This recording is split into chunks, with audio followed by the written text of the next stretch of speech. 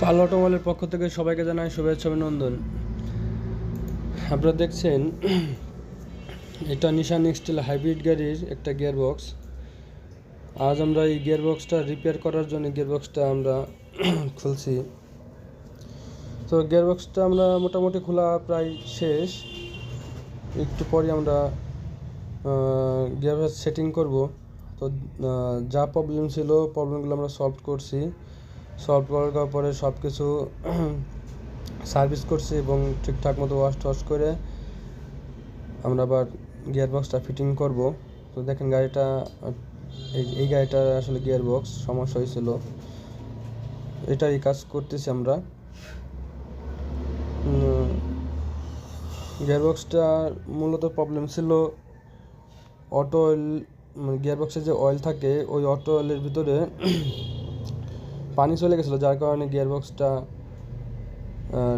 ভিতরে কিছু কিছু পার্টস আছে যেগুলো আসলে অকেজো হয়ে গেছিলো এবং কিছু পার্টস চেঞ্জও করা লাগছে। আর এটা হচ্ছে ফ্লাইহুইল।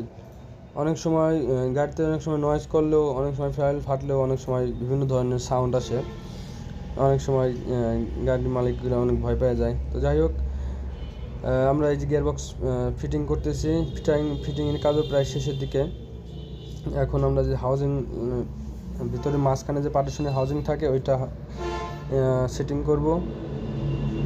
এখন সেটিং করতেছি আমরা গিয়ারবক্সের হাউজিং, এবং ভিতরে যে চেন থাকে, বিভিন্ন ইনস্ট্রুমেন্ট থাকে, এগুলো সব আমরা সুন্দরভাবে ওয়াশ করে তারপরে ফিটিং করতেছি। এবং আপনারা অবশ্যই ফিটিং করবেন ওইভাবেই।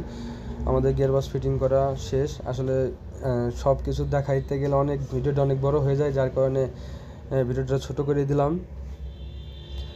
এই আমাদের গিয়ারবক্সটা ফিটিং করা কমপ্লিট। এখন আমরা গাড়িতে ইনস্টল করব।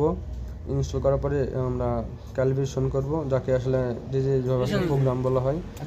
এই যে এখন আমরা প্রোগ্রাম করতেছি গাড়ি, এবং এই প্রোগ্রামও কমপ্লিট। ওই যে দেখছেন প্রোগ্রাম লেখা কমপ্লিট, জি সেন্সার ক্যালিব্রেশন কমপ্লিট।